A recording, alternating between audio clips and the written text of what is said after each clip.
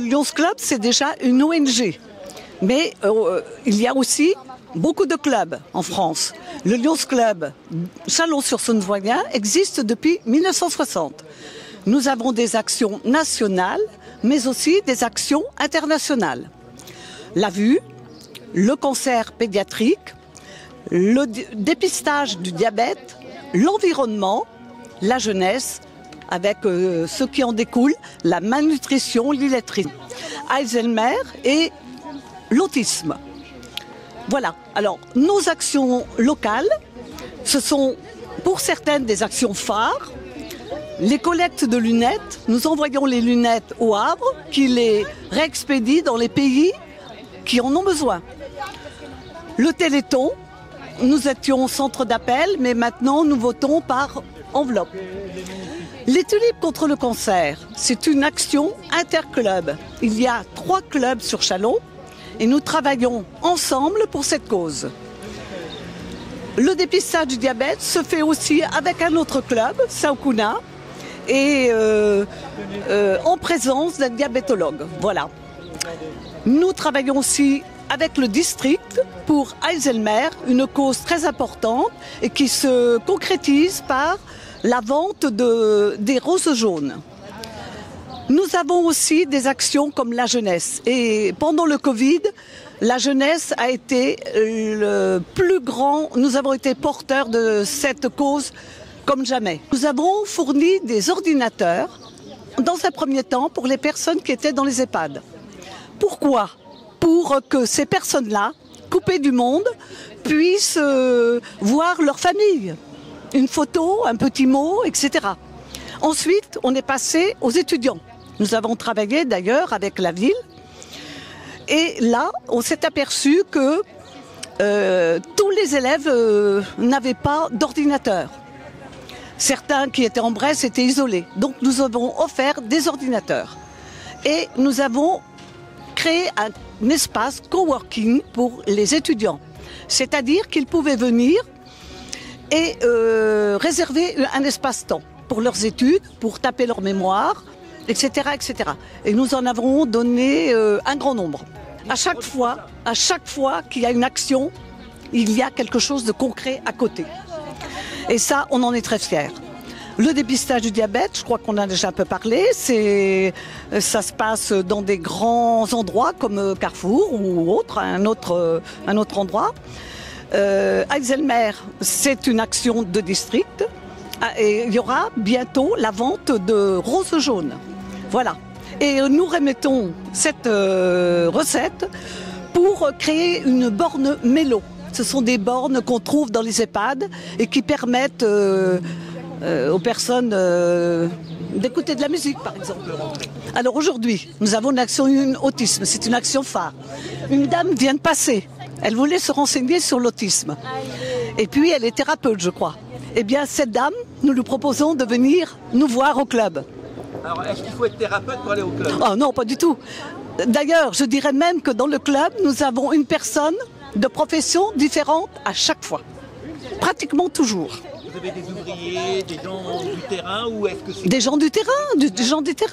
Mais nous avons, pour avoir un dentiste, un homme d'affaires, un infirmier, nous recrutons toutes les professions. Actuellement, nous avons 23 personnes. Et les autres clubs du Lions, les 2 autres? Alors les 2 autres, il y a Mercuré, mais qui est un club d'hommes uniquement. Voilà. Et il y a Saukuna, qui était un club de femmes et qui maintenant a un monsieur. Tandis que nous avons pratiquement, peut-être pas encore tout de suite, mais 3/4 de femmes et...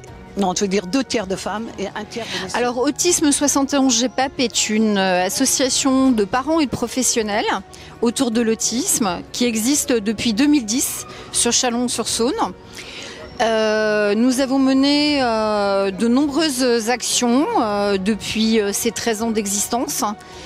Nos objectifs sont la formation et l'information du grand public sur le handicap de l'autisme. Donc nous proposons régulièrement des formations ou des conférences sur cette thématique. Nous faisons venir également des professionnels de l'autisme, du monde de l'autisme, voilà, qui interviennent à destination des professionnels, des familles. Nous avons comme objectif également de défendre les droits des personnes autistes, notamment l'inclusion des enfants autistes à l'école avec un maximum d'adaptations, enfin les adaptations nécessaires, et puis l'intégration, enfin l'inclusion des personnes adultes autistes dans tous les milieux de vie, culturels, etc. Nous organisons également pour les familles des sorties de loisirs et un atelier théâtre également pour les jeunes autistes et leurs fratries, existe depuis 3 ans. Alors toutes les familles qui sont touchées par l'autisme d'un proche, d'un enfant ou même d'un adulte peuvent rejoindre notre association. En ce qui concerne l'atelier théâtre, c'est à partir de 16 ans. Et les sorties familiales, voilà, peu importe l'âge des personnes, voilà, on organise des pique-niques, des stages de danse, on a fait de l'art-thérapie l'an passé, on a fait des ateliers musique, des sorties au bowling, voilà. Sur le Chalonnais, oui, ça a évolué, il y avait plus de 40 familles, maintenant je dirais qu'on en a 25. Par rapport à la prise en charge de l'autisme, eh bien, nous aimerions que tous les professionnels de santé soient formés correctement pour reconnaître rapidement les symptômes de l'autisme et bien sûr que tous les enseignants soient formés efficacement ainsi que toutes les AESH qui accompagnent les enfants à l'école. Nos ressources, ce sont les adhésions et donc du public, c'est à partir de 15 € et donc des familles et également les dons du Lions Club Chalonnais qui organise pour nous l'opération photo à l'ancienne chaque année. Nous avons été longtemps membres d'Autisme France et sur le Chalonnais, moi j'ai participé en faisant des conférences et des réunions à l'association du Soleil Bleu. On a un fonds de bibliothèque, j'ai oublié de dire aussi, avec beaucoup de livres, une ludothèque également, avec des prêts. En 1921, nous avons décidé, disons, de changer un peu de système et tout, en mettant du numérique, mais sache que depuis, c'était en 2011, en 2011, on a commencé, disons, avec des photos à l'ancienne, mais des photos à l'ancienne avec des appareils de rue.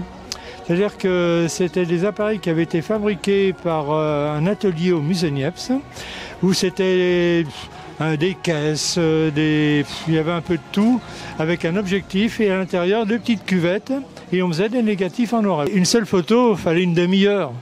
Donc petit à petit, on a dit, non, il faut changer. Donc c'est pour ça qu'on est venu au numérique, et on a une chance inouïe avec notre ami Guy Lieby, Digitlab, qui nous fait des tirages gratuits.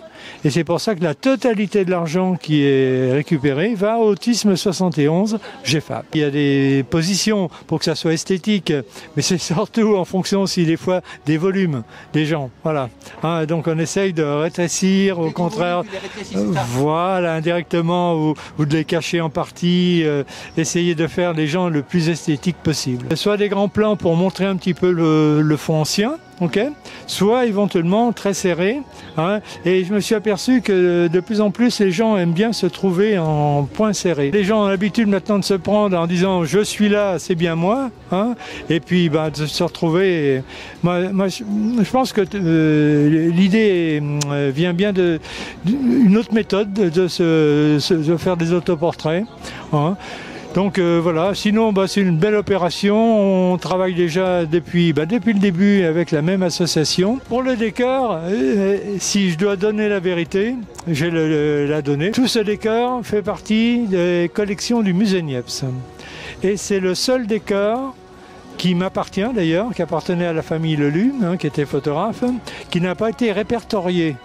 Parce que c'est difficile de sortir des pièces maîtresses qui existent et qui sont, eux, répertoriés dans le domaine, disons, du musée Niepce. On va enlever l'ancienne, on va essayer de faire quelque chose Pierre et Jean, ou Pierre et Gilles, pour les gens qui connaissent, une photo un peu kitsch, avec plein de plantes, de fleurs, gaies, photo peut-être moins sophistiquée, avec une lumière plus crue, mais que je pense qu'on serait plus... C'est pas simple. Mais vous avez une vraie photo à l'ancienne, c'est-à-dire c'est de l'argentique, comme on faisait dans le temps, même si la prise de vue est en numérique.